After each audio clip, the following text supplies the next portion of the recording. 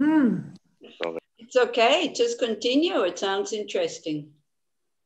Not that I understood, but it sounds meaningful. Let's say like this is maybe a better word than interesting, isn't it? I'm sure you understand already half of the Hebrew. No, not really. Also, I just only came in just now, so I didn't see the whole. So did I. Okay, Tom, did you? I think there's one thing. It's always the same people. So of course you can say, yeah, hello, and how are you, and all this, but then the whole kind of, the whole schmooze, as we would say in Swiss German. Maybe it's Swedish also. You know what schmooze is? No. Schmoozen is like when you kiss, but in a way, like all over the place and kind of really totally absorbed in it. And then it's kind of, it's, you have to do the whole schmooze. It's like, it's not really necessary. I mean, this is just my view, but I don't want to make you feel bad, Tom. No, it's okay. I mean, do you hear me? I can hear you, yeah? All right. I'm just saying, I have one job here and I don't want to be unemployed, but it's okay. I mean, you know what? You can put it on my back. Don't tell anybody. You say that I said that it's not necessary anymore. That you can, okay, no problem. I'll just it's okay. I'll just say hello to everyone and exactly. Thank you for coming back, and thank you, Anila, for giving us the teachings. Very appreciated, and we are waiting for your wisdom, and Shantideva's wisdom. It's not my wisdom. It's really Shantideva's wisdom. It's Tenzin Zopa's wisdom. It's like Pema Chodron's wisdom. It's like Geshe Tashi's wisdom. I just collect all these things and then we can see. Okay, so homework was, can you remember? You should have had a really good week. You should be really well now. Gratitude. You're right. Did you remember? And yes, no, it's good. It's good. Neta is just nodding. Yes, I think there's a thing with gratitude. It's a good reminder, and but it's also brings up also a little bit fear of losing. Of losing what? Of this thing that we're grateful for, or that something will be. I don't know. Oh, I see. Yeah, that's interesting. Meaning when you become aware of the good things, then there is also the fear of loss. Yes. But that's only when you're attached to them and you don't understand impermanence and karma. That's me. That's you.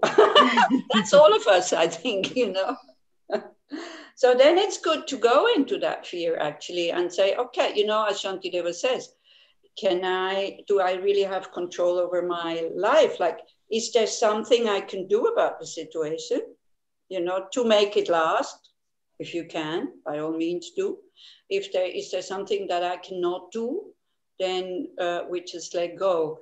And so maybe we start with a reflection that is from Rick Hansen. I don't know if you know him. He's if you have heard of him, especially for psychotherapists. I mean, it's really good to listen to his talks. He's a meditator, but he's also a neurologist, like, science, brain, the whole thing, and a therapist, I think also. And so I kind of printed it out and we'll go through it. And it is about gratitude, and it's about taking in the good, because what science says, we have to rewire our brain, because our brain is naturally seeing the bad stuff. That's what we have trained for. And they explain it from ancient times when, they had to fight for their survival. Like, there was these clans and they were kind of fighting against each other. So they talk about the stick and the carrot. It's like, it was even before middle age, yeah, like when humans kind of started to evolve, that it was more important to avoid the stick. You know, the stick and carrot principle. Yeah, we work with two reasons. Like one is fear of getting suffering, and the other one is the hope for getting reward, like the carrot. So the reason is like this, is that it was more important to avoid the stick, because you could get killed very easily, because at that time, you know. And then you will have no more carrot. And yeah, whereas the carrot, you could get another moment maybe. Okay, but if you got the stick, that's it. You've had it, because people were killing each other, eating each other, and all these kind of things at the beginning of humanity. So we have evolved quite a bit, actually. And so this seems to have stayed.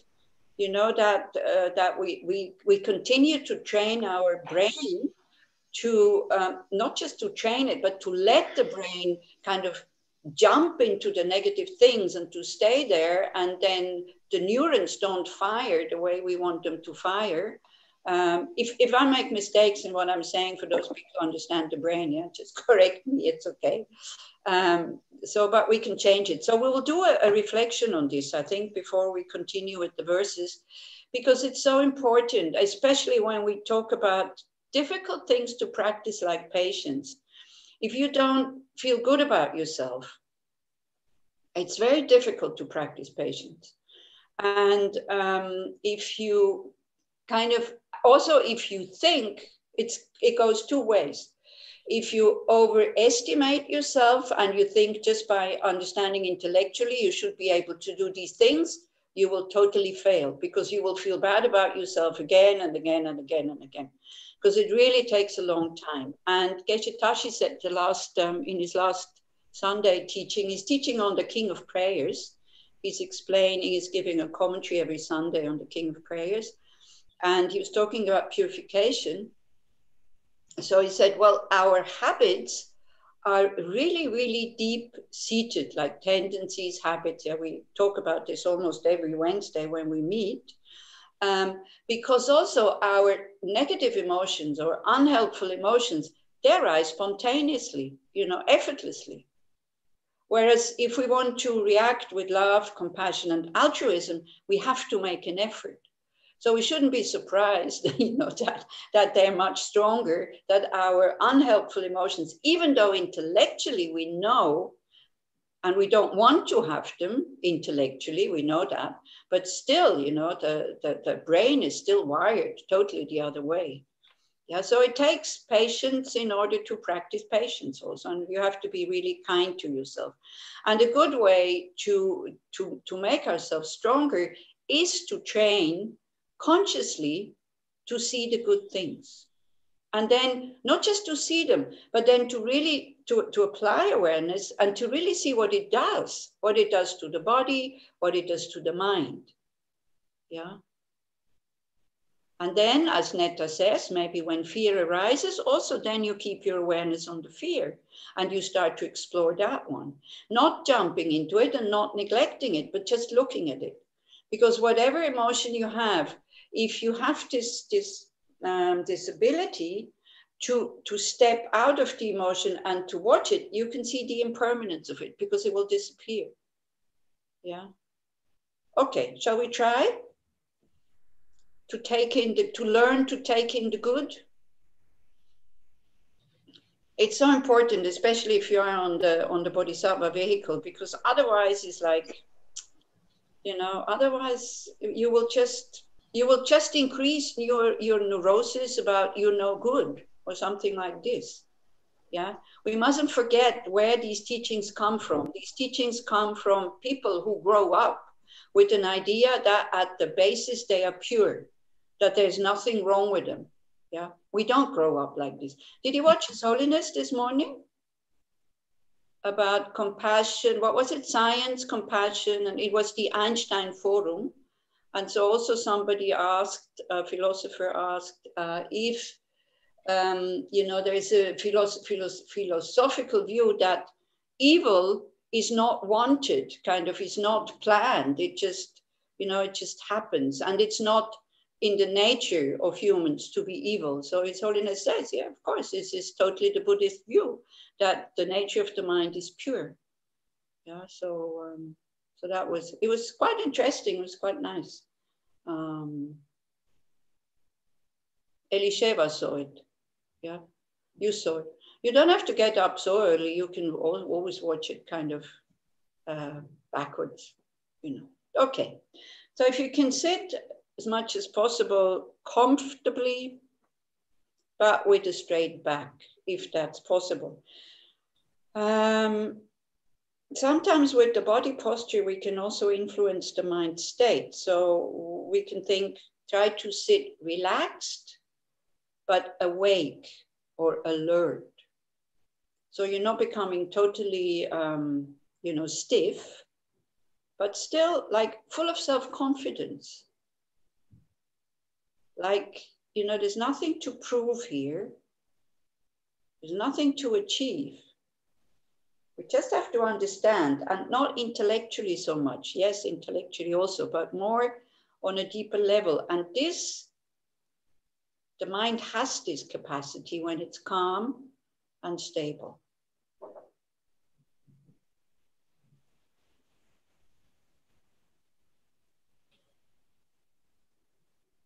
Maybe also, we can already appreciate we are here.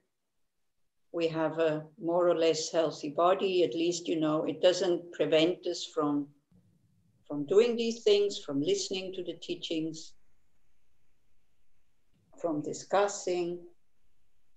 And what we can definitely appreciate, that we have an interest in having a good heart. Again and again and again, His Holiness again was kind of mentioning that, the good heart. It's so important. Even if the world falls apart, you can still have an open and a good heart, but it has to be trained.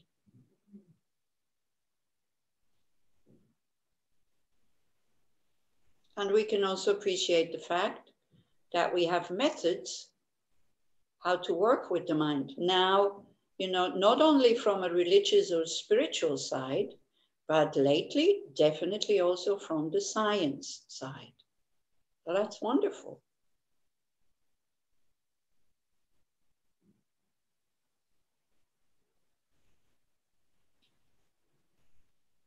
And then in our mind as a motivation, especially also in the morning when you get up, just to generate the motivation. Whether we are able to do it afterwards is not so important, but may I do more good than harm, for example? Or just simply, may I not harm anybody?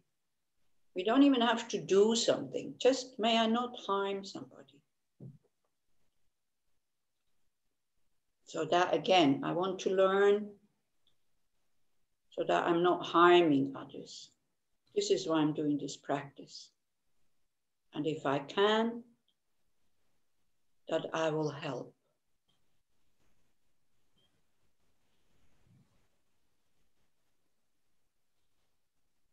So then we check. In our own mind, what do we usually think about at the end of the day? Spontaneously. Do we think about the 50 or even more things that went right? Or the very few that went wrong? Again, just ask yourself that question. Where does the mind usually naturally go towards?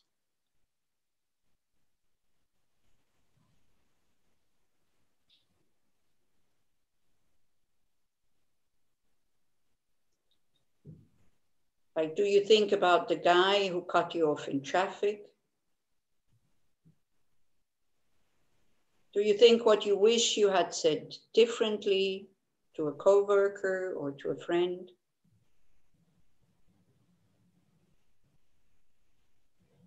Or do you think about this one thing on your to-do list that didn't get done?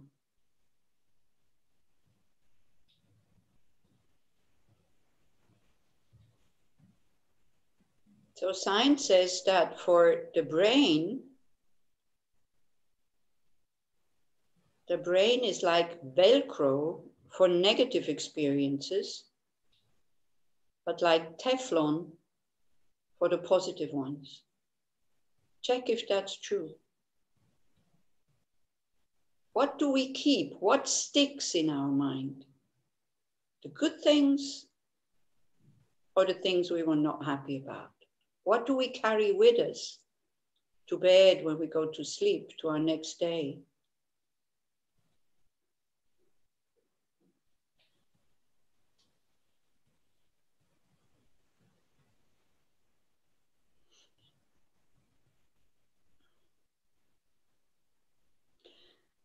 So if we acquire this big pile of negative experience in our implicit memory banks, naturally it makes us more anxious, more irritable, and more sad.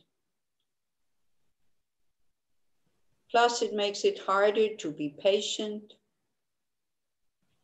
giving, and loving.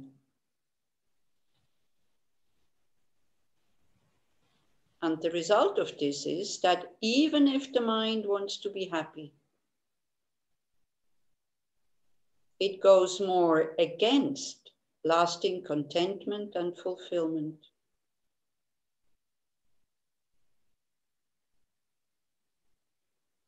But we can change that habit.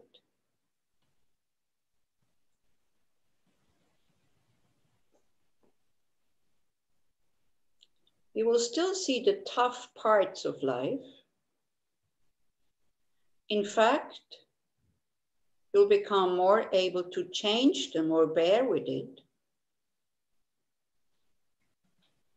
Since seeing the good will help put challenges in perspective, lift your energy and spirits, highlights useful resources, and fills up your own cup so you have more to offer to others.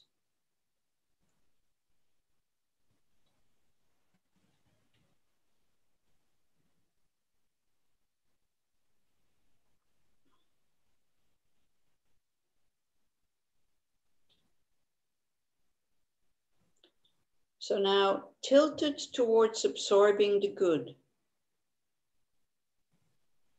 instead of positive experiences washing through you like water through a sieve, they'll collect in implicit memory deep down in your brain. And there's a famous saying in science, neurons that fire together, wire together.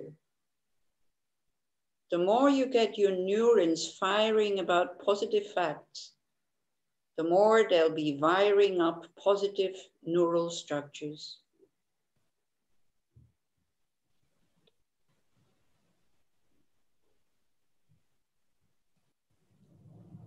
So how can we do this?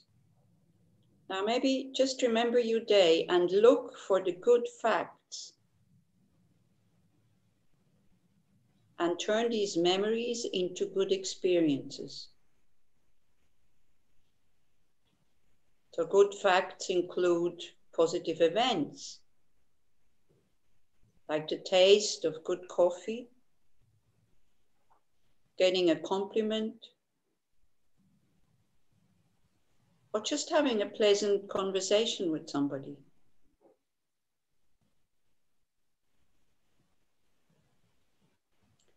When you notice something good, let yourself feel good about it. So remember something good from today and experience the sensation. How does it make you feel? What does the body do? Your face, your chest, your heart.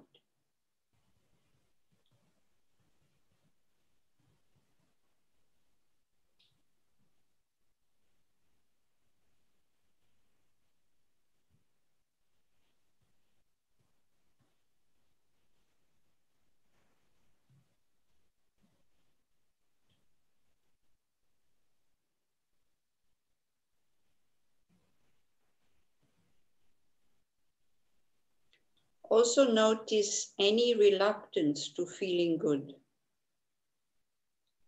such as thinking that you don't deserve to feel good, or that it's selfish, vain, or that it's even shameful to feel pleasure, especially at the moment when we see that so many people are suffering.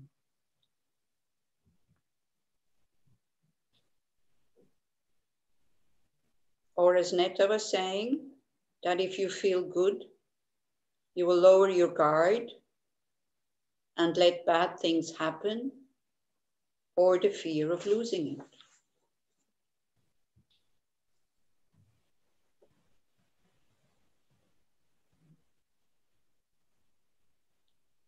So again, in case it happens, just let it happen, because barriers to feeling good are common and understandable. But they get in the way of you taking in the resources you need to feel better, have more strength, and have more insight to give to others.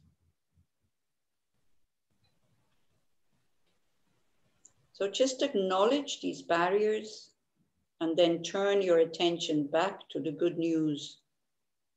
Keep opening up to it, breathing and relaxing, letting the good facts affect you.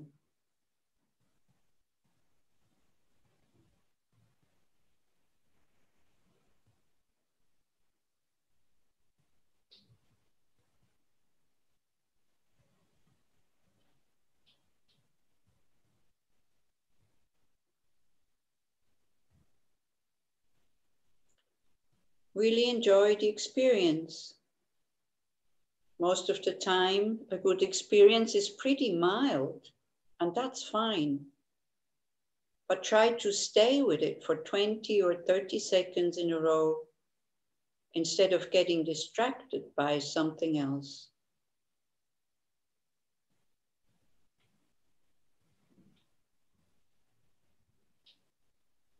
As you can, sense that it is filling your body, becoming a rich experience.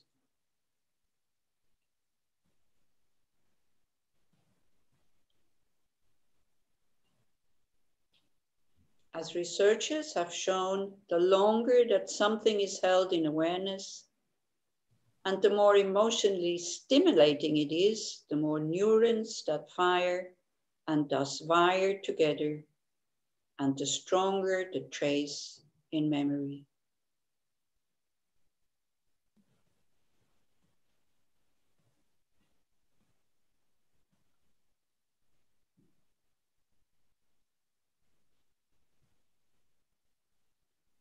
So you are not craving or clinging to positive experiences, since that would ultimately lead to tension and disappointment. Actually, you're doing the opposite. By taking them in and filling yourself up with them, you will increasingly feel less fragile or needy inside, less dependent on external supplies. Your happiness and love will become more unconditional,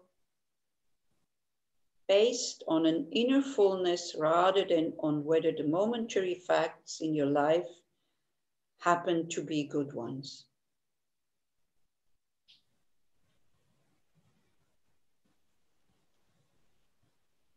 So maybe, as His Holiness said this morning, he was talking again and again about the good heart and about inner peace and about mental hygiene.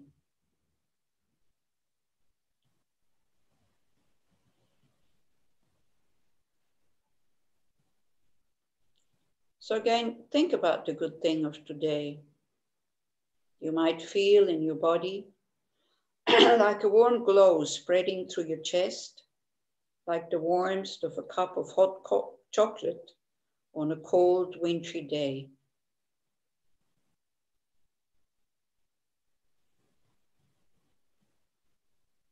Others might visualize things like a golden syrup sinking down inside, bringing good feelings and soothing old places of hurt, filling in old holes of loss or yearning.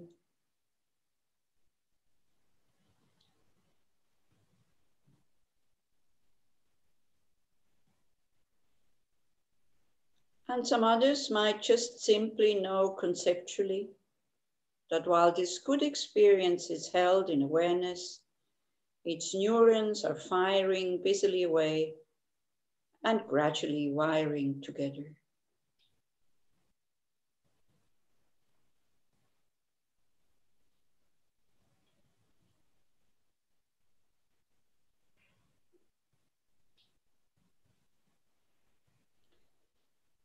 Any single time you do this will make only a little difference. But over time, those little differences will add up, gradually weaving positive experience into the fabric of your brain and yourself.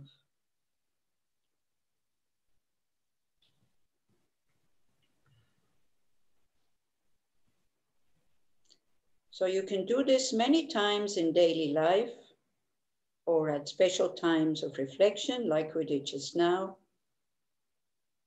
or just before falling asleep, when the brain is especially receptive to new learning.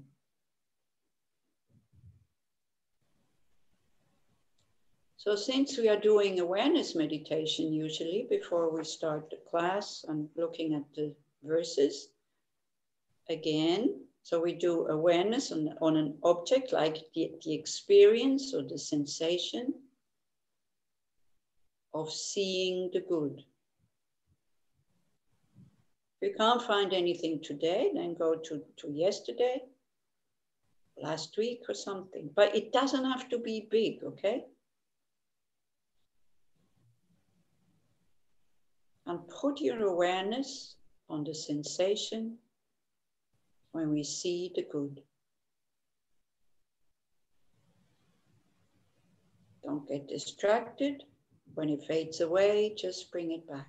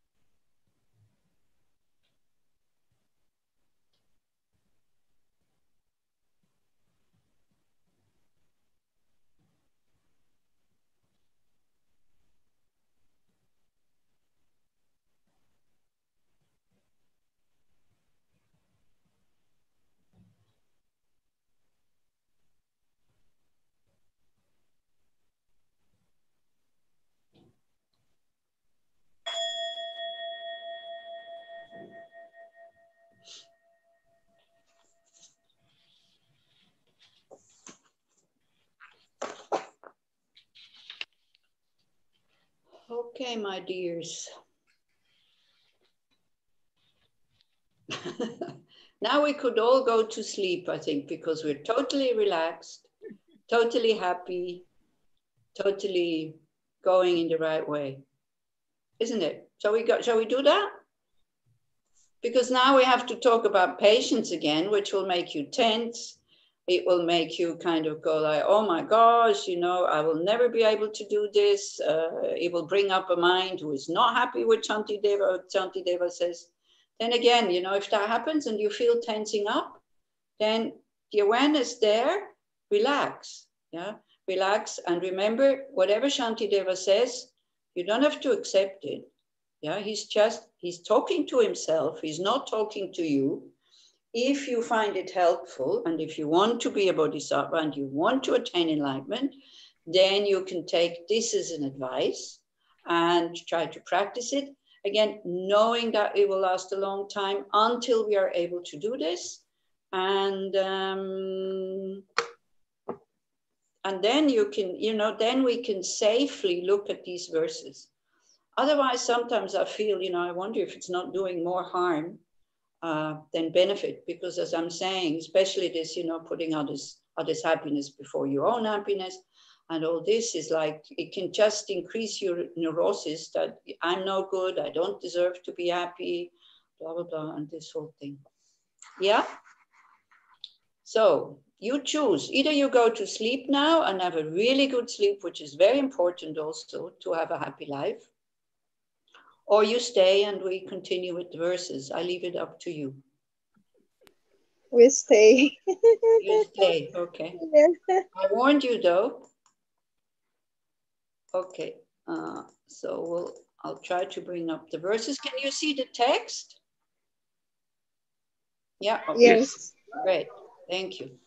Okay, so we finished last time. We talked a lot about death last time.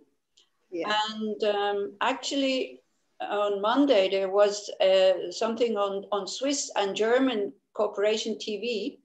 And it was about a man who is 78 years old. He was kind of in court. A man who is 78 years old and he wants to die because his wife has died. He's not sick.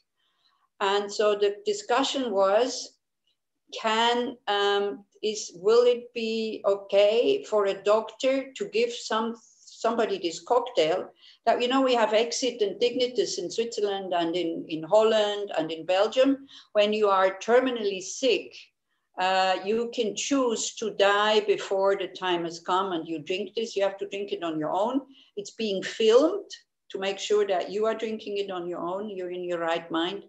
It's not so easy. I mean, they will, send psychiatrists and psychologists to make sure that you're in your right mind when you do this. But now the discussion is, it was a big discussion until it became kind of legal. And now the discussion is going in the direction, what about people who are not terminally sick, who don't have a physical sickness? So that was the argument. It was very interesting to see because there was people who are, professor of ethics, it was psychologists, psychiatrists, doctors, judges who discussed it. And then you can telephone and you could say, the people who watched it, you could say whether you would find this as a good thing. You can go to your doctor and you can ask for such a cocktail, even if you're not sick. Of course, not so easy, but still, that the condition is not that you have to be kind of terminally sick or not. So in Germany, 70% of the people who are watching said yes, that would be a good thing. In Switzerland, 68%. If you ask me, now I have to look at your faces. If you ask me, I don't really know, because it's like samsara. There's some good things in this, but there's also some bad things in this, because at least if people really want to die, they don't have to jump off a bridge here in Switzerland or jump in front of a train like they do in Israel usually. Yeah, so it's like, I don't know. I really don't know. It's a very big question at the moment. The good thing about this question at the moment in society, it brings death really close to people, like they really start to think about this. And actually also psychologists, they say, even though these are societies, dignitas, I don't know, but exit, I know they have 120,000 members. You can become a member. But very few actually then take the services to die. But just, for the mind to know if it gets too much, I can go there and I can ask them for help. So, yeah, so it's. Can I ask something? Huh? Can I ask something? Yeah, sure. Was the debate that you talked about, was it about people of old age asking for this cocktail, or people of all ages and all conditions? Of all ages. Like, you know, I think Exit doesn't do it with young people in general, but in Belgium, they do it with also with teenagers. So yeah, so yeah, this is a very personal, you know, this has to be a very personal decision. We can't say it's only good or it's only bad. It's a little bit like abortion, you know, like since abortion has become legal. I'm not saying it's not good that abortion is legal, not at all, please. Yeah, don't get me wrong. But also people abort maybe, you know, kind of lightheartedly. So I don't know. I really don't know. So big thing. But it, you know, because last time also we talked about death and to take death into our practice, because here also it says again, you know, verse 61. And what use will be the life of one who only commits evil if for the sake of material gain he causes the merit needed for life to degenerate? So here maybe it doesn't really apply to us because we're all Dharma practitioners and we all try very hard, you know, to do virtue or to not to harm others and all this. But if you think of people who have power or who are very rich, you know, for them, it needs a lot of positive karma to come into that position. And then when they abuse the power and, or, you know, the wealth that they have and all this is like, then we can really say, what is the use for these people having made so much effort in previous lives? I'm just giving you the Buddhist view, okay? So I don't know what kind of view you have why somebody becomes the president of the United States. Yeah. So of course it's the people who are voting for him, but he also needs to have, from the Buddhist point of view, he also needs to have the karma to be elected. Otherwise it won't work. So this has to come together. Many factors have to come together. And then when we see how they abuse the power through self-cherishing and ignorance and all this, we get angry. Yeah, we get very, very angry. So we can maybe change that anger. I'm not saying we shouldn't do anything against these people also, don't get me wrong, but not with anger, more with compassion. Kind of, you know, these people should not be elected anymore because they're just creating more and more and more negative karma. So then, you know, voting against them or going against them, speaking out against them is a very good thing because you also have the happiness of the other person in your mind. But when we look at the verse again, I mean, when you think about, you know, I won't mention any names, but here, when we think about dictators or people who totally abuse their power, we can really see the sense of that verse. What use will be the life of one who commits only evil? If for the sake of material gain, he causes the merits needed for life to degenerate, meaning a next good rebirth is almost impossible. So then there's no point having all this power if one uses it in the wrong way. So for us, maybe we can use it for us by thinking it's not much point having our human intelligence when we use it to do, and now you have to see, yeah? When you use it to, for example, lie, cheat, what else do we do? Take away somebody's partner maybe, maybe become very competitive, maybe even teaching the Dharma, you know, if we do it out of, because we want to earn money, because we want to be better than others, because we want to become famous. His Holiness, he said, you know, when you do this, it becomes poison. So, so again, it all comes down to the motivation, not so much for the action that you do. It can look as a very good action, yeah. You can be a very good surgeon, but you only do it because you want to be famous and you want to earn a lot of money. You don't really care about the people so much. So you try to get the most complicated cases. You even fight for them. you know, that you can get them in order to become famous, but you don't really care about the patient. So then the karma that you are taking in your next life will be more negative than positive, having saved the person's life. You know, in one life, it looks as, wow, this is a good act. Never mind the, what's it called? Never mind the intention. The main thing that it was good. I remember I was in France when, did you hear about, it's quite a number of years ago, Dominique Strauss-Kahn. He was the head of the World Bank kind of thing. Do you remember that? And then he was found out that he was assaulting a chambermaid in a hotel in New York, and he got arrested by the police. He would have become the president of France. That was, you know, that was almost sure, because he was so good and he's so clever, and this way for economy and managing money was so good, but he got arrested, and there goes his chance of becoming the president of France. But I was in France at that moment when it happened. I tell you, the whole day, it was like only Dominique Strauss-Kahn.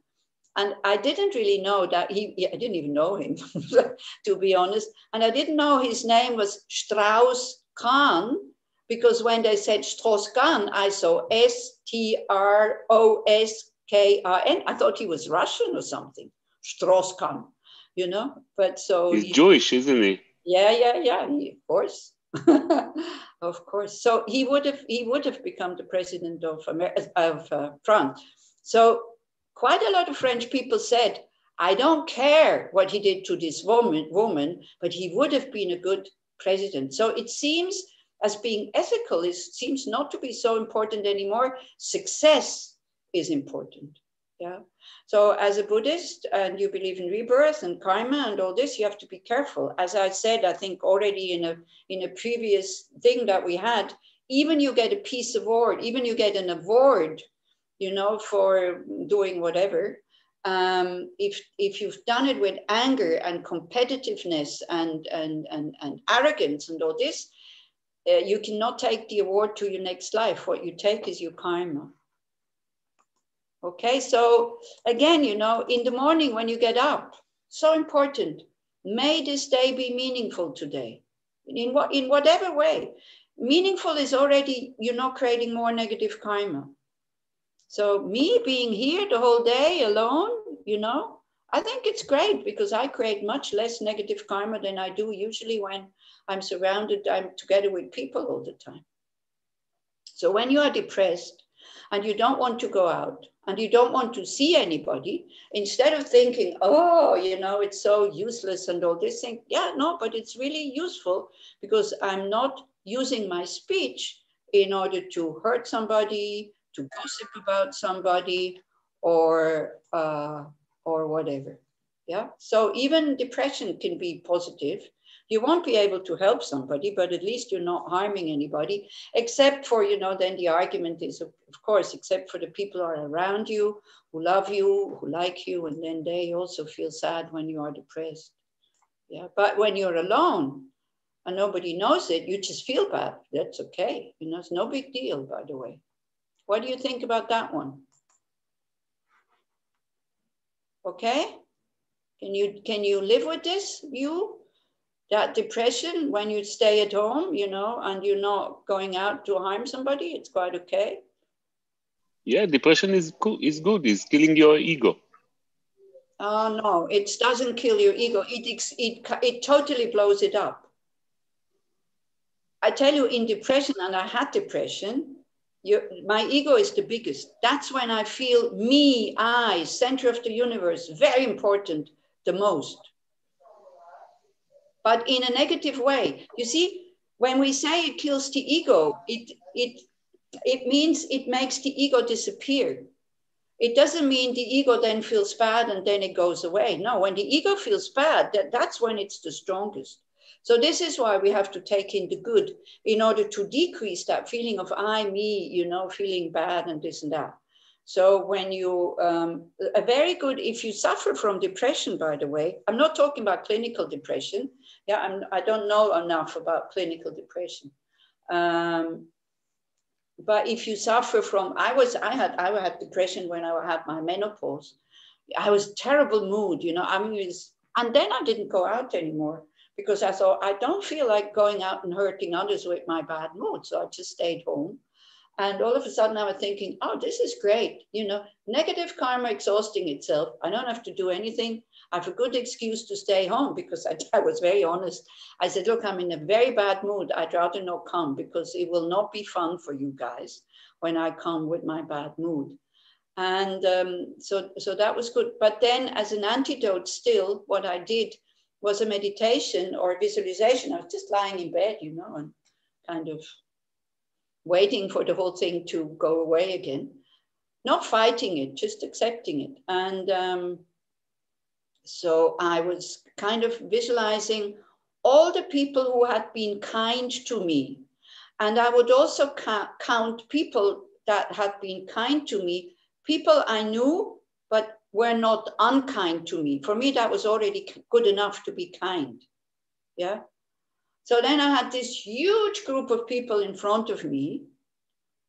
And I was thinking, oh, you know, I can't be that terrible, because when you are depressed, you cannot do anything. You're stupid, you're bad, you know, you only think about the bad things you've done and all the bad things that will happen. Maybe somebody knows. I'm sure everybody knows that. Everybody has experienced this. And so I thought, well, you know, most of these people are my friends from before. They're not Buddhists. They wouldn't have been kind to me if I would be so bad as I think I am right now. So that usually helps, because it expands the mind. You know, depression, it's really depression. It's like it makes the mind very small. It's just concentrated on me. We forget about others. And sometimes what I would also listen to was, oh gosh, A Total Eclipse of the Heart. What's her name? Bonnie Tyler, I think. Yeah, that song.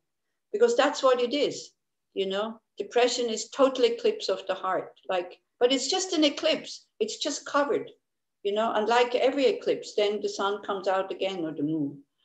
Yeah. Once upon a time, I was falling in love. Now I'm only falling apart. Nothing to do, total eclipse of the heart. It's a very beautiful song. So for me, it helped, because then it made me, as Nahum said, he made me laugh, you know, about my poor me thing. Yeah. So like that. So then let's make our life meaningful, because we have worked very hard to have this precious situation that we have at the moment. So let's not waste it. Okay. Then, so now is another argument, is like that somebody says that I shouldn't be angry. You know, Shantideva is talking to his ego, and his ego is saying, oh, but there are moments where I should be angry, like this one. Surely I should be angry with those who say unpleasant things that weaken other beings' confidence in me. But in the same way, why I am not angry with people who say unpleasant things about others. Do you understand this argument here? Yeah, we have like very, very good reasons. You know, we can use the logic of Dharma to do any negative act almost, especially hiding behind bodhicitta. Because I can, for example, I can say, well, you know, sometimes I have to give talks. So when people say, wow, she's really bad, you know, don't go listen to her. Actually, I would prefer, because then I wouldn't be so under pressure to have to deliver something good. So, but then I could say, oh, you know, if somebody ruins my reputation, I have to defend it, or I have to protect it. So again, Shantideva is not talking about not protecting it. He's talking about not overprotecting it. And if you are so disturbed when somebody kind of slanders you, why are you not disturbed when somebody slanders a prime minister, for example, or a president? Why do we then not try to save their reputation? Yeah, so this is what we say, what he says. Or, you know, when we get angry also and we protect ourselves, with anger or with fighting, we might say, oh, but I want to stop the other person from creating negative karma. Oh, this is another kind of false bodhicitta argument, like when we are very angry at somebody and we think, well, if I get angry, then they will stop harming others or they will stop harming me. Then, and we can say, oh, because they create so much negative karma, because I'm such a good person and, like this. It's also interesting to see, when somebody criticizes us or has a bad opinion about us, how this urge to set the person right. So we're so full of contradiction. Like on one hand, we have very low self-confidence. When somebody comes and affirms that we are no good, we get really angry and upset. Yeah, like especially when you are depressed, then then you think that you are no good, but then somebody comes and says, yeah, and then we have this urge, trying to correct them. Also, it's interesting to see when somebody kind of slanders a friend and they are upset about it, but we really, with good intention, we come up with very good arguments for the friend not to be angry, isn't it? That we say, oh, maybe he didn't mean it, or maybe he was in a bad mood, or don't worry, he just saw one aspect of you and this aspect you really have. Yeah. When somebody says, I'm an angry person, yes, I do have this aspect of anger. This I have to admit. When I get this kind of criticism that I can be quite tough and angry, which is true, I get free advice. I don't have to go to a therapist to tell me. Somebody from outside is just telling me. So, but when we see a friend that suffers from that, we try to put the thing right by showing many aspects, yeah? And so why aren't we able to do this with ourselves? Do you ever do this when somebody is kind of has a bad opinion about you? Do we think, it's okay, maybe he's in a bad mood? When we hear criticism about ourselves, how do we take it? We already talked about this at one point, isn't it? Where we said, the mind cannot be hurt because it's not the body. So words cannot really hurt. We already had this. Can you see our different reactions? So this is what Shantideva is pointing out, that our different reactions are not, are not justified. Like they don't make sense. They're contradicting. Do you think he's right? Yeah, he speaks about our self-centered mind. Yeah, exactly. Because we get upset, we get very upset, especially because my reputation. He is slandering me. Okay? Or my friends or my group. Not because of the words. The words are just words. Yeah. But we take them so seriously and it can affect us so much. Do you have any other things to say to this one? Because it's a big one also. Yeah. Because I think most of us are not getting hurt physically, I hope. By the way, today is the day against, the day of, women getting physically hurt, violence against women. Yeah, so we should always speak out about this. And when we come to the next verse, it's really good when we look at this, the next two verses, I think, that follow. Yeah, what do you still have don't forget, I would like to make this a discussion group, not me talking and you only hearing. I want to say, please, something. Yeah, Elisheva, please. I like sometimes critics from people to me. I like it. Is it ego also? I don't know. It shows you why. What would be the reason? Why do you like it? It shows you have a lot of courage, because I don't know. I not everyone, but I like they see me. It's like they're giving me something. They look and see me. Oh, interesting.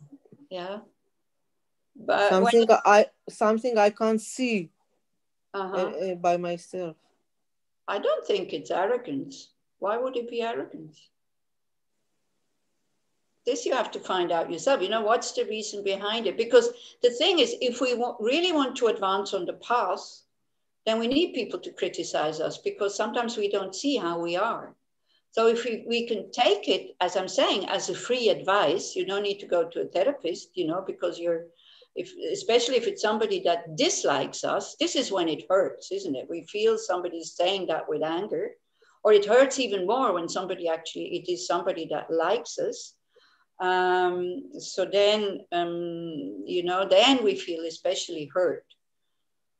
I feel embarrassed when they say those things to me. I feel embarrassed, but I like them telling me those things. I appreciate it. I feel like they give me a present. Yeah, this is how we should look at it, actually. And then knowing it, and then if you want to change, trying to change. So usually they say, when you hear criticism, then you have to look, is it true? If it's true, then then you can change something, because we all want to transform. If it's not true, why get upset about it? But we get especially upset when we think it's not true. Instead of being happy, that we say, oof, at least what this person says, at least that's not true. No, then we take it really seriously. It's another contradiction, isn't it? When somebody criticizes you and then you see it's not true, then to think, wow, fantastic. They see something from me, but it's not true. But then maybe go and ask somebody else. If you have the right view, when you say, oh, this person said that and that, but I'm not sure. What do you think? If you ask a friend, they probably don't dare to tell you. Maybe in Israeli people are much more open towards these things. You're much more resilient. No, I'm not joking.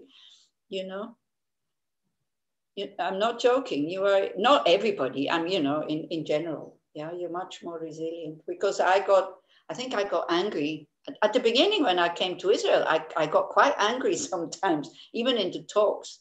It was so bad that at one point I said, I can't come back to Israel, because I can't teach you patience and then get angry at you. I mean, come on, what is this? And people thought I was making a joke, but I was totally serious. Somebody even came and she said, oh, good show. I said, excuse me, that was not a show. So I decided not to come back. And so I didn't come back for 2 years or something like that. And then I was the beginning I was especially on the guard. Now I think it got a bit better. But then somebody said, when I thought I had become more patient and was not yelling at you anymore, somebody said, oh, your talks have become quite boring. So see, this is this is the whole thing. Yeah. So a bit like this. So it's again, it's all about reacting, okay, but not with anger. Yeah. So this is what I'm saying. When you meet some Israeli people and they tell you, oh yeah, I was in, many years ago, I went to one of her talks. Wow, what an angry person. And what I was most surprised about when I kind of blasted at somebody because they kind of took too much time, or I can't remember what it was. And then I thought, oh my God, when my anger was gone, I'm thinking, I'm sure they'll never talk to me again. But then sometimes they will come and say, oh, wow, like you were saying, that was really great. That was exactly what I needed to hear, But then I thought, yeah, of course, that's fine. But I could have said it in a bit more kind of way because I was saying it with anger. Yeah. You see, I would have probably said exactly the same words, but maybe, you can even be angry and speak very softly.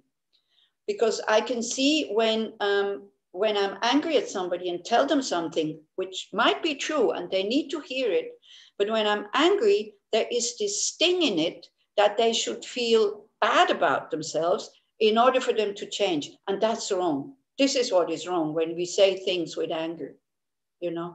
We say them in order to feel hurt about being so self-centered and this and that. Because I still remember also in Israeli at Tushita, we were, I think we were, Lamrim, and we were meditating on death. And then one Israeli woman, and it was, of course, the meditation days, totally silence. The Israelis would never keep the silence. And I was kind of already a bit upset and a bit nervous about the whole thing. And it was when I didn't know Israelis so well. So then she came and she talked to me, you know, and she said, thank you so much for this meditation. And wow, you know, it's so meaningful to me because today is Memorial Day. And I just blasted it out and said, what are you talking about? You think Jewish people are the only people who die or what? You know, this is how I said it. And then I got like, again, I thought like, hey, come on, what are you doing? And then she came, she said, wow, it's exactly what, she was the one who said, it's exactly what I needed to hear. But then I said, yes, but I would still like to apologize for having said it with an angry, you know, in an angry way. You can show anger, but be calm inside. But I wasn't calm inside. I was angry at her. You know, this whole thing about only the Jewish people are suffering and isn't this and that, you know. It was 20 years ago? Yeah, that was about 20 years and ago. You still remember that? Yeah, there you go, you know. But I remember it not with guilt, and I can talk about it, and because it was very strong. I mean, it was very strong when I saw what Shantideva was saying, that you can tell the truth, but then when you say it with anger, you want the other person to feel, you want to hurt the other person. Yeah. This is why I remember it. This is why I remember it, because it was for me, it was so clear. And the moment I saw it, I was able to go and apologize to the woman. Because I think I went first. I think I went and said, oh, I'm really sorry what I said. And she said, no, don't be sorry. It's exactly what I needed to hear. Maybe also then she didn't feel hurt because I came to apologize. I don't know. I don't know exactly what happened, like psychologically, but quite a big thing happened for me and for her at that moment. Yes, Nita. I just remember I was there. I heard her saying that. And for me, it was like also mind-blowing, this attitude as us being very victims and thinking, and it was very extreme for the Jewish ears, but it's really made a difference. I remember it. So I remember her. Okay. Yeah. So you see, I could feel bad about it because I'm teaching patients and all this, but I was also sent to go teaching far too quickly. You know, this is another thing. This is my excuse. But yeah, I remember moments what I said, I wouldn't say them anymore these days. And I was totally controlled by, anger and aversion and this whole thing. Yeah. Okay, so that's that. But again, it seems when somebody is slandering us, it kind of seems to be so very normal, that we react with anger, isn't it? And even people that are our friends, we also want them to defend us with anger. Like we think they're not loyal. When I get angry, they should also get angry. It seems that in our society, in our culture, if you're not reacting with anger to such situations, that you're weak and you're the friar, and people actually lose confidence in you when you're not getting angry. These kind of things, isn't it? It's not just in Israel like this, maybe especially in Israel, but also in other Western countries. Yeah. And we feel that I have a right to be angry, isn't it? Or what do you think? Absolutely. And that Shantideva goes against it, because that's what he says, when you are reacting with anger, you are destroying your future happiness. Not just the future happiness, also the present happiness. Because when you're angry, you're taking this with you. You're taking it, to bed, you can't sleep. What he said, oh my gosh, and this and that. Remember the teaching on the second arrow? It's like if this is the arrow and the word is shot at you, that, criticism, slander, whatever, but, so then it hits you. But then kind of, it is as if we are, okay, maybe we calm down, we're taking it out, but we're keeping this arrow. And by thinking about it again and again and again, you know, we go like, oh, yes, it hurts. Oh, yes, it hurts. You know, we kind of hurt ourselves again and again and again and again. So we not only have the second arrow, we have the third and then the fourth and then the fifth and so on, until we are able to let go. Okay, so let's go on. Unless, you know, you can always interrupt me and say something if you want to say something. Okay. Yes. Yeah. Annie, I want to say something. Yes, please. Hadar, Hadar. I'm listening to what you said, and I also know, and I think you said it too, that sometimes it's not that good to suppress. And Thich Nhat Hanh says sometimes we have to work on our anger and trying to make us be less angry. But sometimes it's not that good to suppress. It's not only not sometimes, it's never good to suppress it, but it's also not good to live it out. Yeah, what I wanted to ask is that sometimes I feel that it's, maybe it will not sound that good, but I feel that the person in front of me needed me, or needed, it depends on the anger.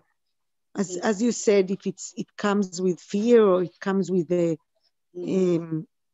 lot of emotions and maybe aggressions, much aggression. So it's bad. But sometimes I feel like the person in front of me needed me to be, and needed to feel the way I feel. And sometimes I feel that in addition to what Lisheva said, that I have to, and it's not that bad that I'm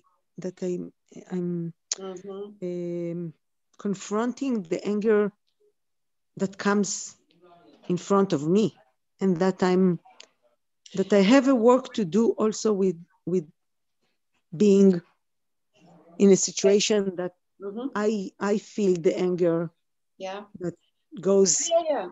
You see, the problem is anger is giving us a lot of energy, and that energy it's painful to retain it.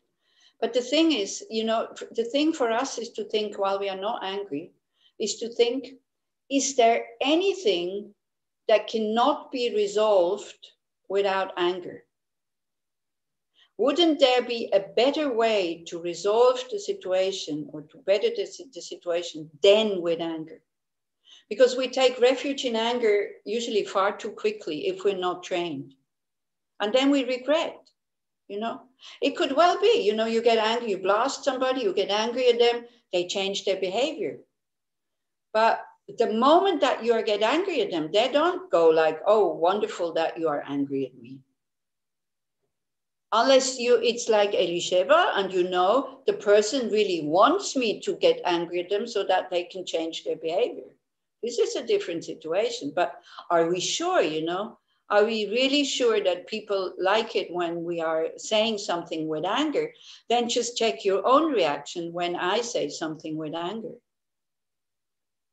And then also, you see, we have to be careful when we talk about anger. I'm not talking about this energy that gets us going. I'm not talking about that one. That is necessary sometimes, because otherwise, you know, we think about emptiness, we think about impermanence, we think about karma, and we could help somebody, but we don't. Or we could stop somebody from harming somebody else, and we're not reacting. So this kind of first push, that's a good thing, but that's not aggression.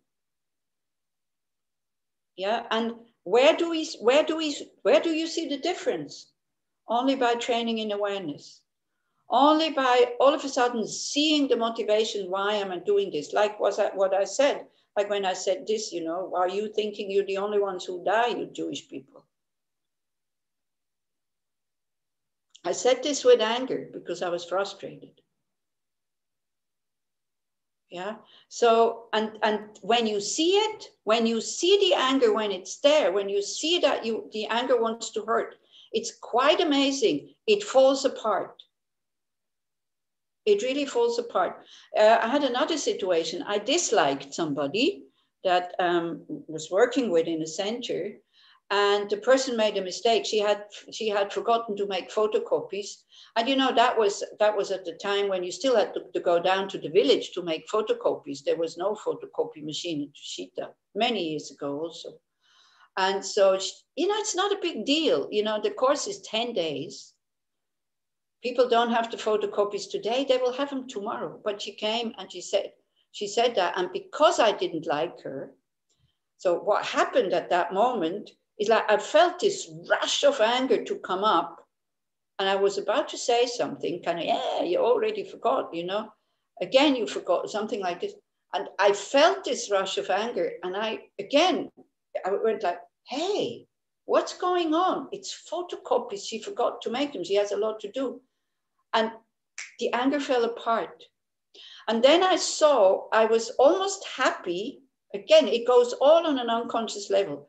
I was happy that she made a mistake so I could scream at her. Can you see that in yourself sometimes? When it's somebody that you dislike, when they make a mistake, we're quite happy. Good reason to scream at them, or at least to be unpleasant, or to show the cold shoulder, or to show them how unskillful they are. And from that moment, this again, you know, this awareness thing, when you see honestly what your anger wants to do, my anger fell apart, my dislike for her fell apart. It wasn't there anymore, because it's the anger that creates the dislike. It's not what the person does. It's your own mind who creates the dislike. So then, you know, I was quite kind and pleasant to her, but it took her 2 years to trust my kindness. Because I hurt her, you know, I hurt her because I was the teacher and she was working there and blah, blah. And I was angry and I didn't like her and I criticized her. Now we have become very good friends. But it took her almost 2 years to trust my kindness. This is how much you can hurt somebody by being, you know, by being, yes, saying the truth that you forgot this. Why didn't you do this? I asked you to do that. She didn't do it.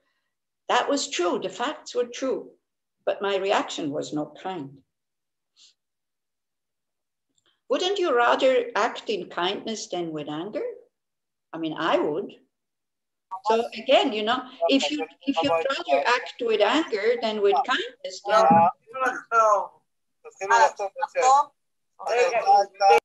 now I have quite a lot of voices going on. Did somebody want to say something, or is it okay?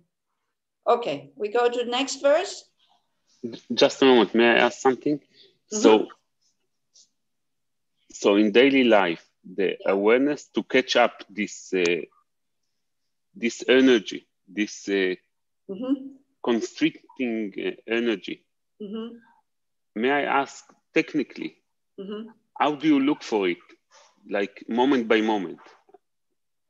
What do you put your awareness on exactly? When you have to say, when you have anger energy arising, or yes, what do you feel? Tight in here, hot and tight. Me, hot tight, and tight. Inside here and the fingers. Yeah, I mean, you know, this is, people react differently, but what I feel like from energy from down here, shooting up, and very tight in here, and all this, you know, not being able to breathe properly. The voice is up here also, and it needs to come out. And then with the awareness, I'm aware of it. I take the mind quickly away from the object and I explore the feeling, and then it collapses very often. And they enjoyment is coming around. Instead of thinking what to say or what to do, instead of that, what do I do to relax myself? And then I smile. Yeah, exactly. For example, or you think about the person when the person was a baby. If somebody gets on your nerves, you know, and you think, oh, you see her as a baby, or you see her as a 100-year-old woman also. Something like this, you know, you find your own antidotes in order, where is Hadar? You keep changing kind of thing. Hadar, are you still there? No, she left. I'm here. Just You Stop my changed video for a short camera. time. Okay. So what did I want to say? So then when we see it and then the anger collapses and then we react. Yeah. So we don't have to suppress it. We allow it to evaporate by not giving it more energy. There's a verse that two verses that go with that also, then a little bit later on. Okay? May I say something? Noah, yes? I think to Nahum, I think that everyone finds the anger in another part of himself, Yeah. in the body. You just have to find out. Exactly. Just it takes time. I know that I know now exactly how I feel when I'm angry.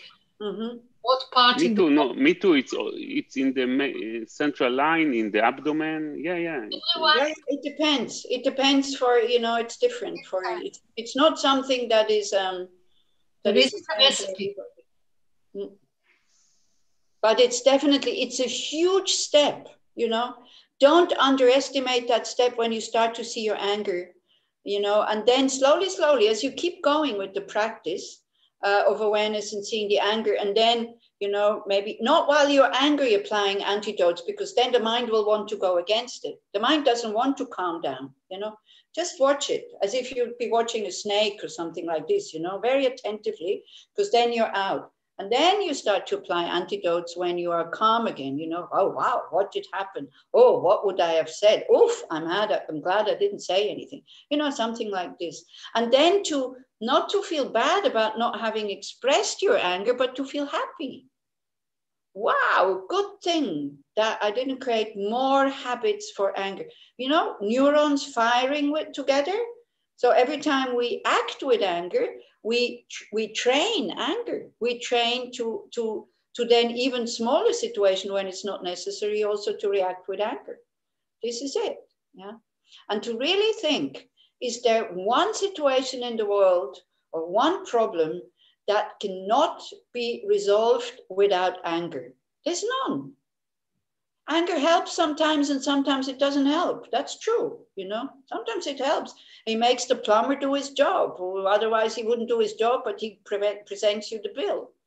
Yeah, this is what people tell me happens in Israel. If you're not angry at the workers, they exploit you. I'm not sure if it's true. You have to find a Buddhist plumber, Then maybe they work honestly. Okay, but then again, instead of getting angry at them, we start to see the negative karma that they are creating.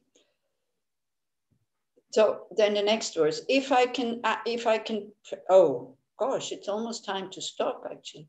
If I can patiently accept this lack of confidence because it is related to someone else, like, when somebody is, for example, slandering Trump, there was all these jokes going around about Trump, these drawings and pictures and all this. And I actually asked people not to send it to me anymore because I found it really cruel. The way that, somebody, you can see this guy is sick.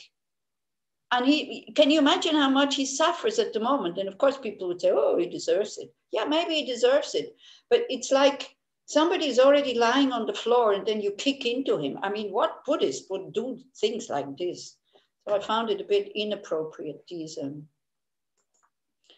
things. So, but we can tolerate it without any problems, When we think somebody deserves it, yeah, they deserve it. Then why I am not patient with unpleasant words about myself, since they are related to the arisal of disturbing emotion. Okay. This is clear, yeah? This is easy to understand. That one, he's asking himself, he doesn't understand. He says, I'm full of contradictions. So he is asking himself, if I can even, contribute, because there we can even contribute to the slander of somebody that we dislike with a lot of pleasure, and we think it's really funny, So why can't I tolerate this for myself? So it comes down to the same thing as Nahum has said, because it is directed at me. Okay? So maybe we stop here, do some reflection, loving kindness, sending out some light. Or do you have some questions still to that one? This one is really clearly to understand. It doesn't make sense. It doesn't, it's, you know, for the ego, again, it seems normal, it seems natural. I dislike somebody, and even somebody so far away who will never meet me, we think. I can slander them, I can make fun about them, I can spread rumors about them, doesn't matter, it's even funny, and people even admire me for that, because I'm very clever. But then, is it really so pleasant, you know, again, to go into the feeling? Where is the fun in this? Especially if I call myself a Bodhisattva and I want to attain enlightenment and I make promises in the morning, or aspirations at least, may I not harm anybody, but may I be of benefit, you know? May I be of benefit to so many beings. And then we do things like that. And we're even proud about it. So it's not to make you feel bad, but to really think when the way we talk about others. Yeah, and especially when it's people who are famous and people that we think we will never meet. You don't know, you will meet them in maybe a next life. And then it's the boomerang that is coming back. And then we complain, yeah. So it's also the karma of these people to be criticized, not just from past lives, but also from this life, the way they behave. I'm not saying that one should be, that you have to pull along and think, oh, whatever they do is good. Not like this, you know, but not to be cruel and not to be angry at them, and to really think, well, you know, why do I not get angry when it is directed against somebody I dislike? Why am I even patient when somebody I dislike gets slandered? And why am I impatient when they slander me and my friend? Okay? Also, very often when people are a bit unpleasant, or especially adolescents, young people, when they're unpleasant and they don't behave the way we want them to behave, very often it's because out of insecurity, because they don't feel good about themselves, they don't feel sure about themselves, and then we also, but it's mostly in young people. Maybe they haven't found their place in life yet, and then they act in ways that really get on our nerves. And but when you look behind, if it's your own children, you will see what it is. You know, the insecurity of the body is changing. As a teenager, maybe you're full of pimples, maybe you're very skinny, maybe you're the guys, you know, your voice is getting very high, and first beard is like coming out. So it's like you're not quite used to that yet. So also, you know, very often fear and insecurity take refuge in anger, and it seems to be a protection, which it is not really. So then again, why getting angry at those people? Try to be understanding, and, you know, make them feel more secure about themselves. Tell them it's something that they can do nicely and point it out instead of criticizing them all the time. Yeah. You know, criticism, telling other people what they have to do. Everybody knows the mistakes we're making. You know, we think they don't, but they do. It's the same as us. I'm not going around proclaiming all my mistakes that I'm making. I am sometimes, but it's like, you know, try to make them more confident about themselves. Try to make them feel good about themselves. Then they can live their nature of love, compassion, and wisdom. Unfortunately, we don't trust kindness so much as we trust anger. Again, you know, wrong wiring in the brain. We have to rewire these things. And it's possible by seeing the advantage of this and the disadvantage of that. Annie, can I ask something else? Yeah. I want to relate to the situation in Israel now, but it's very in me, not just the outside. Mm-hmm. And say that I'm really not feeling good about telling someone else, even if I don't like him or dislike him, bad things. And now it's even much harder to me.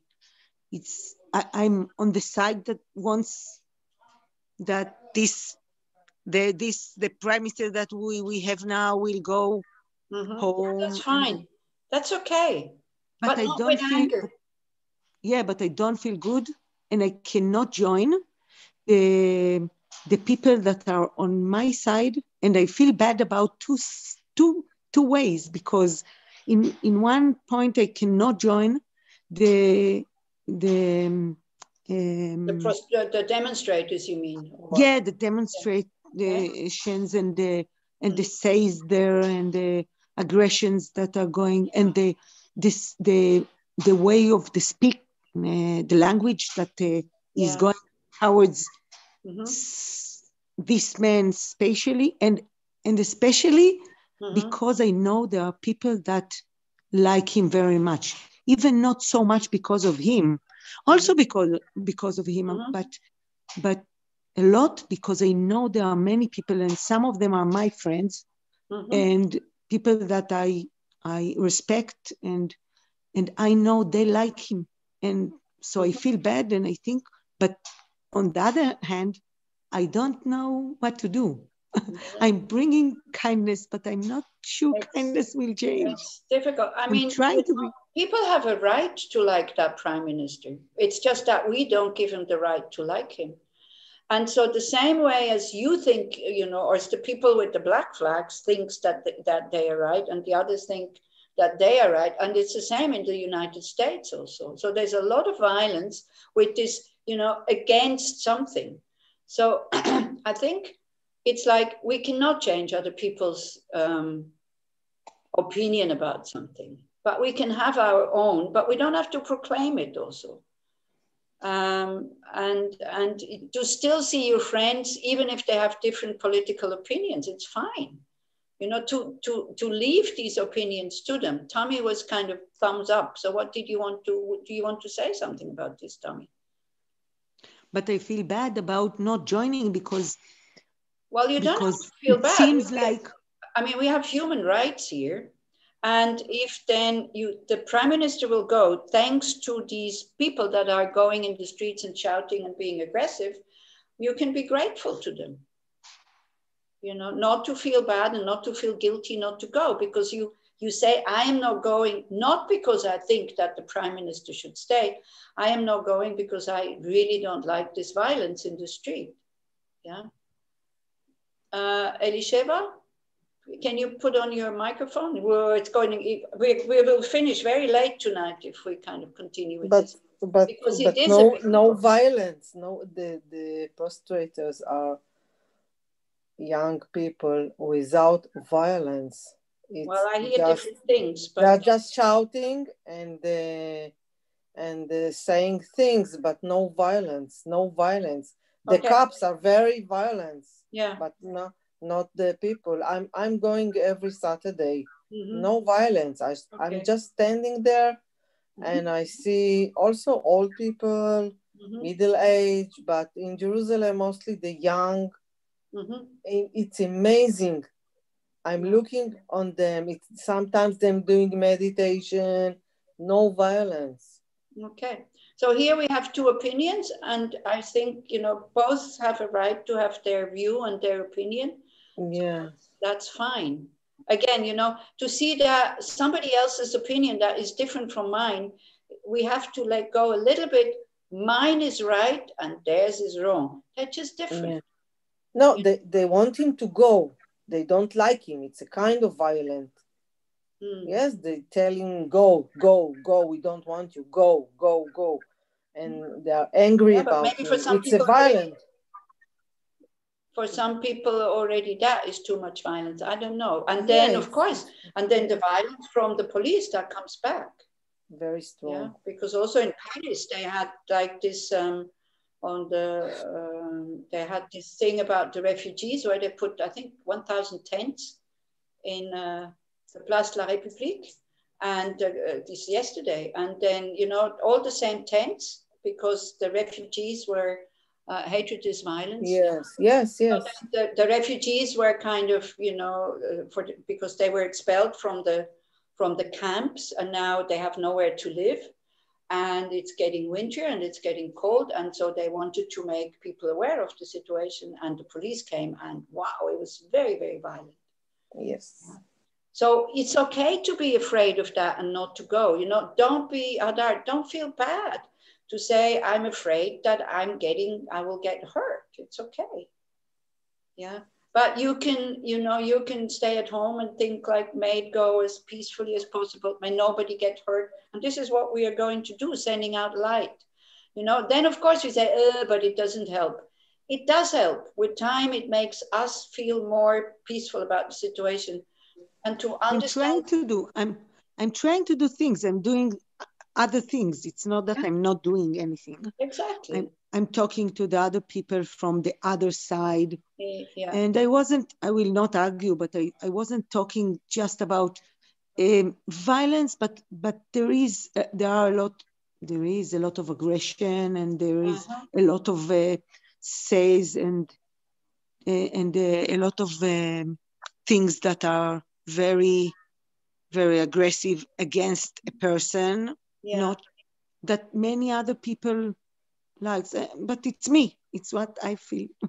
We do. I think it's especially this thing, because this is not criticism, but this is something that I notice. Israel is a violent country. Like the first reactions to things, even if it's very small problem, is for a Swiss person, is like, I cry, hey, what's going on?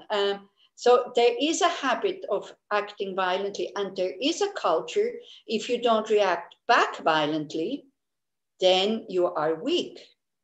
And we somehow believe it, somehow deep down. And then, we feel, instead of being happy that we're not reacting with violence, we feel bad about it.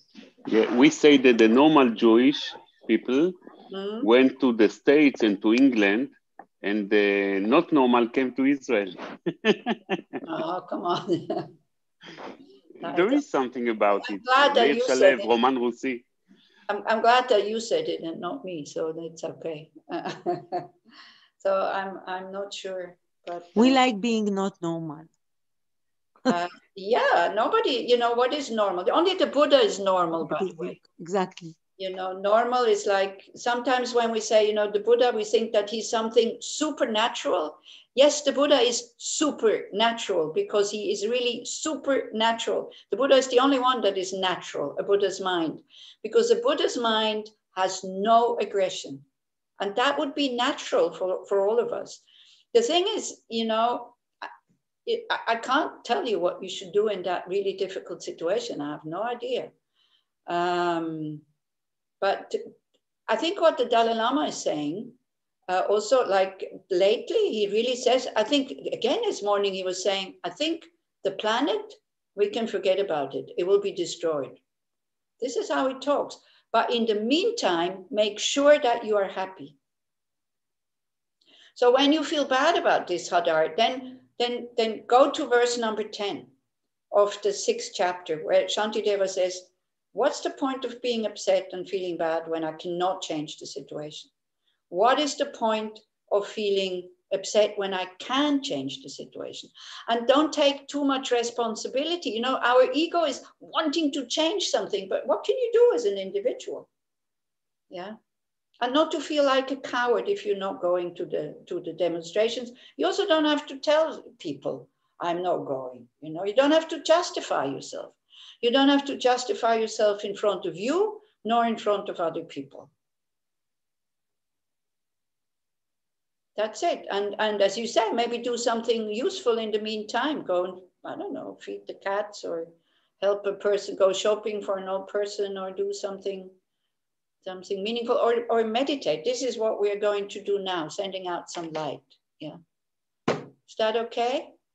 I wish I could give you an answer that would solve the situation in Israel. But I can't. Also in America, the society is so full of hate and is so split at the moment. And also in Germany it's starting, with the right-wing people and all this. It's so much. it seems to be very fashionable to be against something. So we can very enthusiastically start to be for something, for peace, for kindness, for love, for compassion. Yeah. And not to participate, not to participate in violence. But as Elisheva says, so maybe get in contact with her and then join her in one of the demonstrations if you would like to go and see how it goes. Yeah. Since she knows where people are very unviolently demonstrating. I'm going in the morning to the beach, walking and swimming in the sea. Mm-hmm. And I feel it's from the same place. Yeah. That I'm going to Saturday night to the prostration, the same place. Yeah. I want to feel free. Okay. And to feel good, and other people to feel good. That's why I'm doing it. I don't want to feel fear, because when I feel fear, I'm starting to feel I'm angry. So this is my way to go to the beach and then to go and to sing song that I want to be free. That's it. Yeah, I think for Hadar, it's really important that you don't feel bad about it, because then you get angry, you know. Then you're angry against yourself that you're not going, angry against yourself that you don't know what to do. So, you know, then go into, I'm a good person, you know, and that you have a right not to go. You do have a right not to go. But what you have to learn is not to feel bad about not going, because of course, everybody, you know, you don't have to defend yourself of not going. It's fine.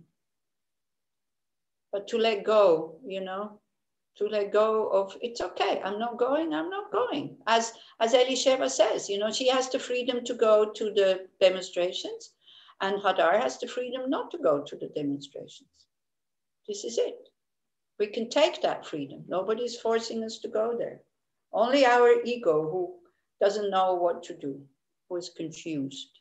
This is why we're practicing. Okay? Okay, so we do the, the reflection and then some Tara mantras, which liberates us from all fears, it is said. So sit with a straight back if you can, in a way, you know.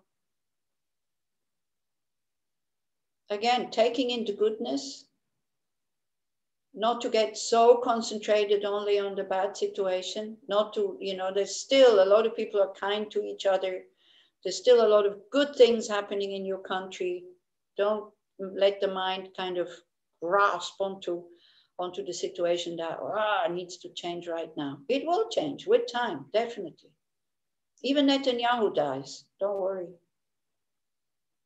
He will also die at one point, so will we. So again, we just generate loving kindness. It's so simple, yeah. May I be safe.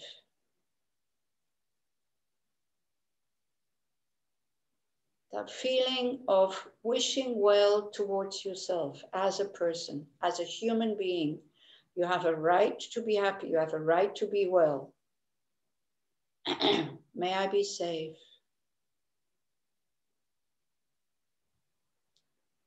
May I be protected from physical and mental harm. Just a thought, you know, don't go into, but how? No. Just a wish. A loving kindness towards yourself. May I be protected from physical and mental harm, harming myself or harm from others.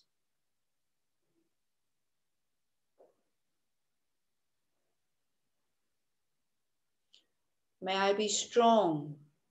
And strong doesn't mean to go to the demonstrations. Strong can also mean, may I be strong not to go to the demonstrations. You have the courage not to go. May I have the courage to go if I want to go.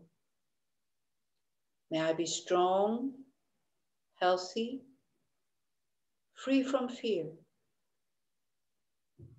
loving, and peaceful. Just savor the word peaceful.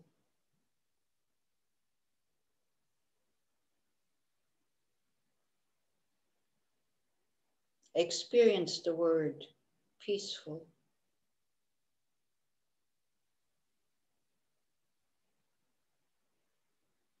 Peaceful doesn't mean not acting. Peaceful means acting with a lot of space in your heart. Like after a swim in the sea.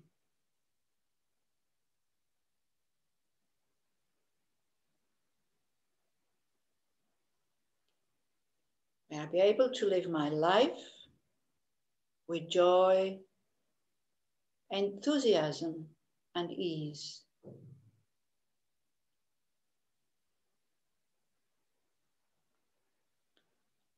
Okay, so maybe you experienced peaceful in your body somewhere. So you concentrate on that spot, wherever it is, in your heart, in your belly, in your throat, and you visualize it as a ball of light.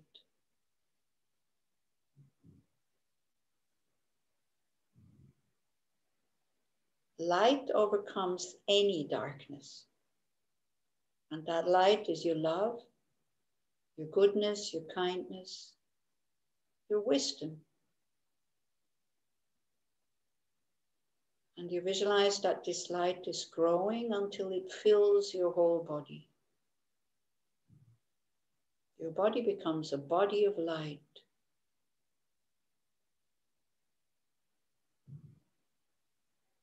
And then it shines out through all your pores, like the sun that shines in all directions. It goes to the east, to the west, to the north, to the south, above and below. And we send it out again with that wish. May all beings be safe.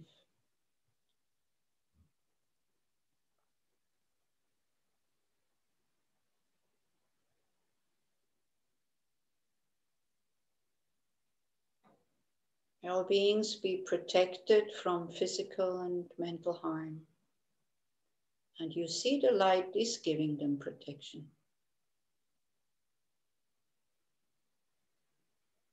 Is supporting them.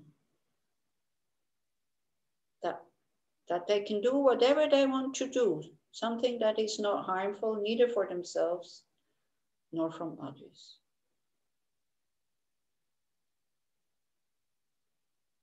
May they all be strong, healthy, free from fear, loving and peaceful.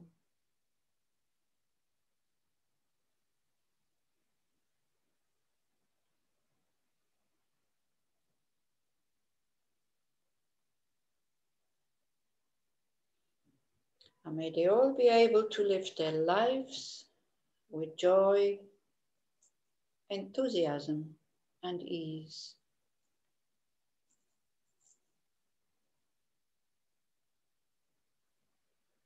So then you can picture or visualize in the space in front of you some positive force, like love, compassion, wisdom. How would it look for you? If you know how green Tara looks, you can visualize her. Otherwise, just try to picture or feel that strength, that force.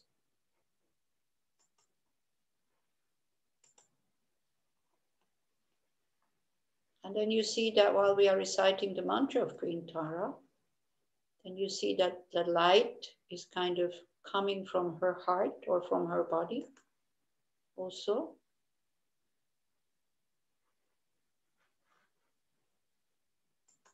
And then going out in all directions and bringing support, relief, healing, anything you think that the world needs. So the light continues to flow from your body. The light flows from Tara's body, which is in front of us.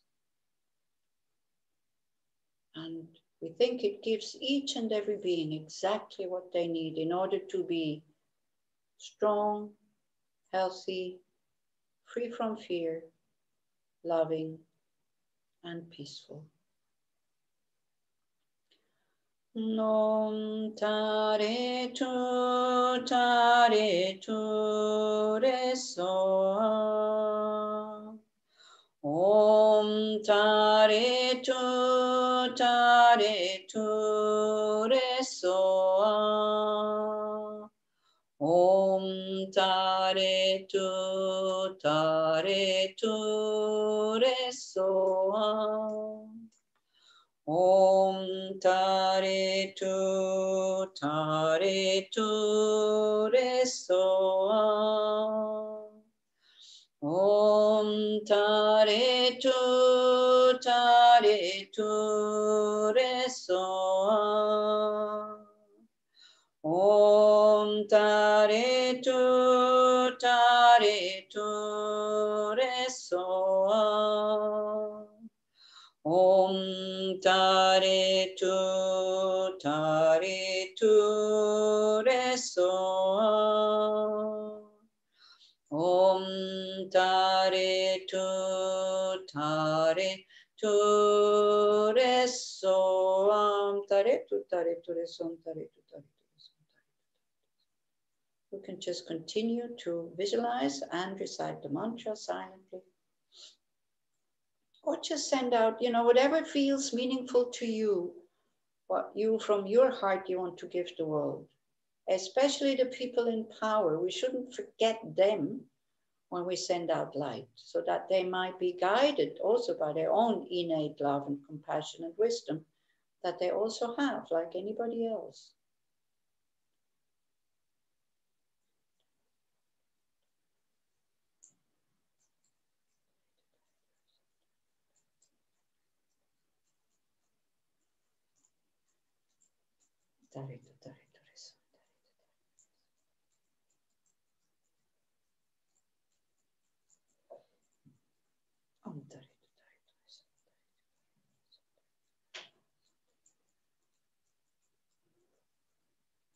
Om tare tu so.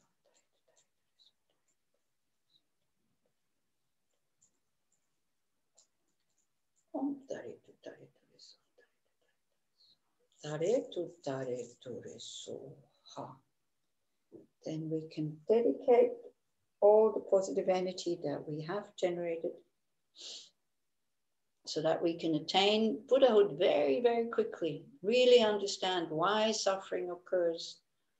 Really understand how to guide others also to attain that state, so that this madness of hurting each other can finally stop, and that we can all live our potential of love, compassion, and wisdom that every being has.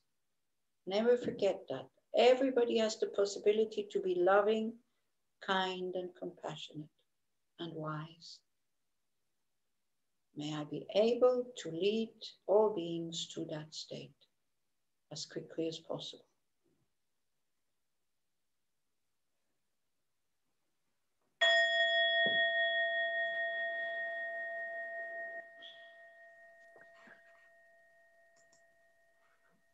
Okay, thank you very much. Thank you. So, wait, homework. So again, I think we concentrate on the good. Is that okay? Yeah.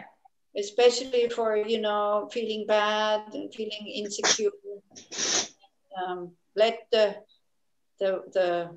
neurons wire for the good. Let them fire for the good so that they wire for the good. Yeah?